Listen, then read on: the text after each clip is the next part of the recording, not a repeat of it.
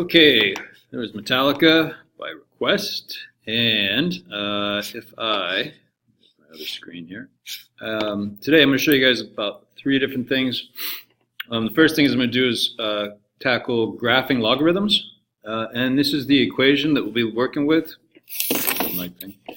This is the equation we'll be working with, which is y equals a times the log of x minus h plus k. And just like all the other transformations, you know, a is the compression or the stretch. If a is greater than 1, it's a stretch. If it's less than 1, it's compression. And if a is less than 0, then it's a reflection. It'll be flipped upside down. And h will be the horizontal shift. And once again, it's minus inside the parentheses, which means you'll probably go the opposite direction of what you'd think. And k is the vertical shift, which would go exactly the direction that you're expecting it to. So write that down. That's the driving equation here. And I'm going to go over to Desmos, the graphing calculator here. And what you can see here is I have the red line, the blue. This line, red line, is the parent function, y equals the log to base 10 of x. All right, so that's the one we're starting with, and everything else is a variation of that. So if I put, plus 2 inside here, you can see that that moved the graph 2 units to the left. It's plus 2, you'd expect it to go to the right, but as we've been dealing with all year, the one inside the parentheses goes the opposite direction of what you would expect. So it goes left 2 instead of right 2. Now I could change that, and I'll put the plus 2 outside the parentheses this time, in which case it moves the graph up 2 units, okay? Just a quick note also that you can see that this curve here is going down, and it's actually never going to reach 0. That's an asymptote. 10 to the something power never actually hit 0. It never equals 0. I can take 10 to the negative 100th power, and that's still really 1 over 10 to the 100th power, which is an extremely small decimal, not 0. So it approaches 0 but never reaches it. We call that an asymptote, and that's what happens there. So anyway, this line, it looks like it gets infinitely close to that y-axis but never actually hits it, okay?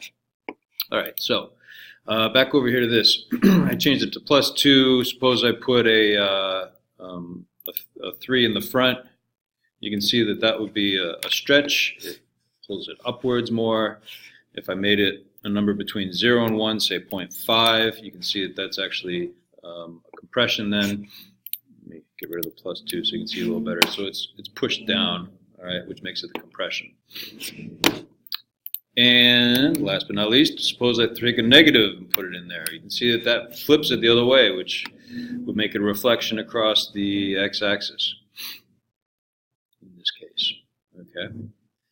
So that's quick crash course on graphing logarithms. If I was graphing a couple of them and I gave you this one, for example, if I change the base, I should do that too, where if I change the base, say I changed it from 10 down to 3, that really doesn't change it a whole lot. Change a couple of the values, how high it gets on the graph is really about it. But I'm less concerned with changing of the base as opposed to how, if I had 2 of them with base 3 and I changed the a, what would that do to the graph? So anyway, you could plug a few values in. If I had, base 10 here instead of base 3, for example, what would you get if I plugged in 10?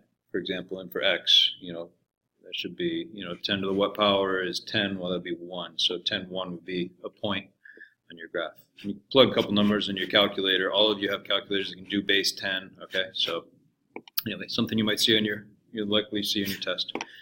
Excuse me. All right, so that was the first thing I wanted to tackle. The second thing I wanted to tackle is continuously compounded interest. This has a formula, and I'll give you the formula on your test. You do not need to memorize it. It's A equals P times e to the RT. Okay, these variables represent certain things. A is the total amount. The third thing I'll show you today is the brightness of stars type of problem. But let me finish this out where A is total amount.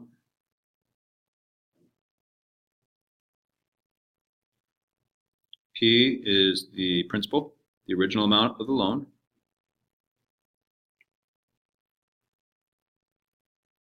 R is the interest rate.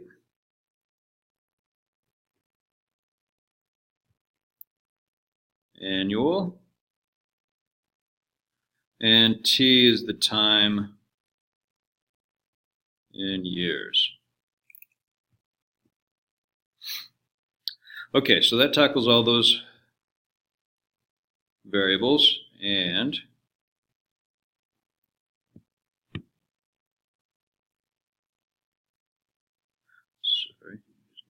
okay.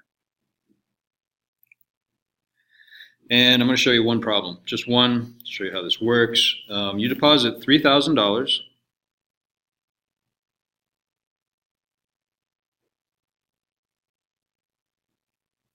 in an account that pays 5%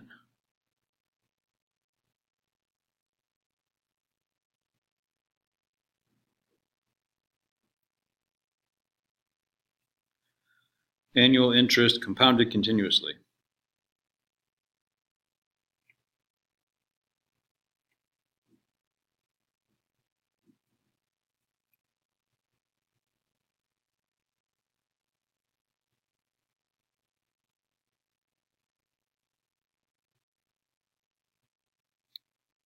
How much will you have after 4 years?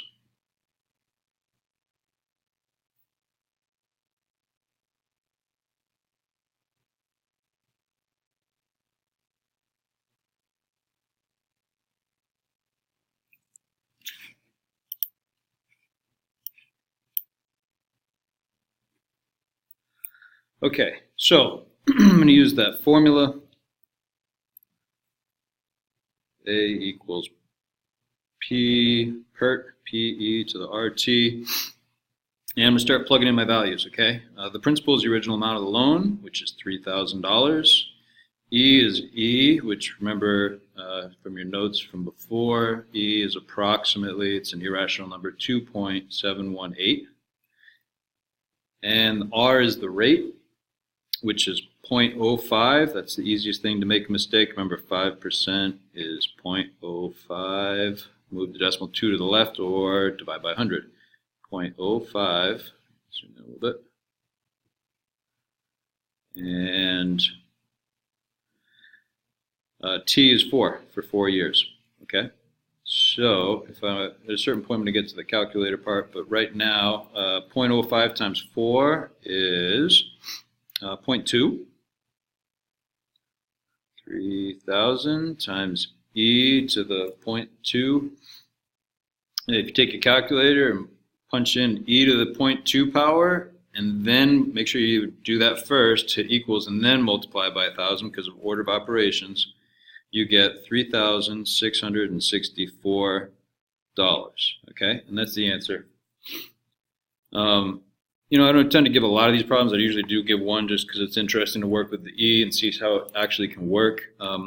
It doesn't work much in the real world because finding the more often that your interest is compounded, the more money you make. All right, you will never find a bank that's willing to give you continuously compounded interest. If you find one, please let me know. We'll make some money together. I don't think you're ever going to see one. I've never seen one in my life. And if they're ever trying to charge you, saying they're going to compound it continuously, you should probably look elsewhere, since you'll be paying much more than if they're compounded monthly. In the real world, everything is really compounded monthly, everything that I've come across anyways. So anyway, that's the real world kind of take on that. All right, well, that third thing I want to show you is a problem with the brightness of a star. It says, the problem goes like this, and it's a little wordy, I apologize. The apparent brightness of a star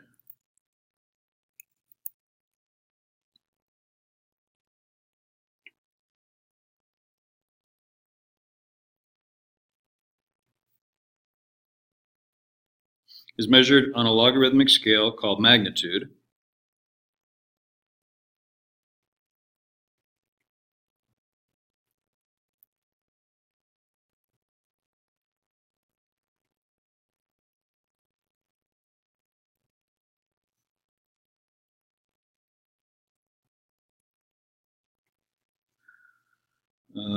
which in the lower numbers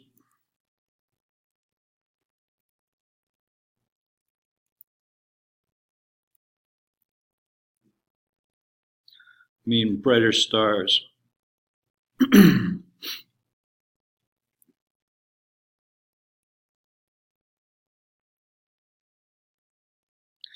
The relationship between the ratio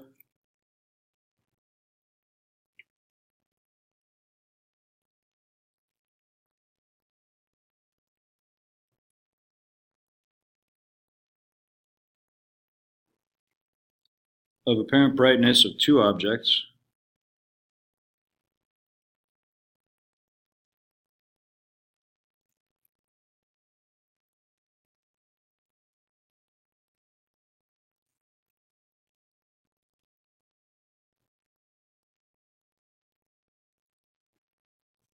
and the difference in their magnitude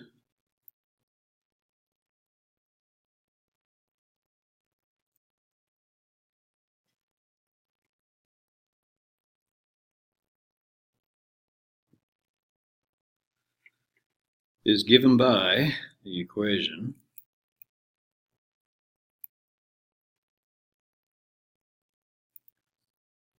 m2 minus m1 equals negative 2.5 log b2 over b1. And m is magnitude.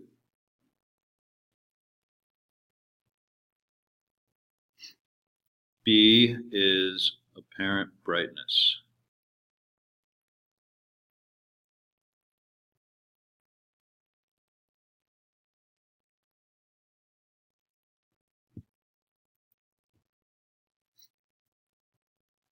Okay, and here's the question. Oh, that's a lot of writing, sorry. How many times brighter is a star magnitude 1.0 than magnitude 2.0 star?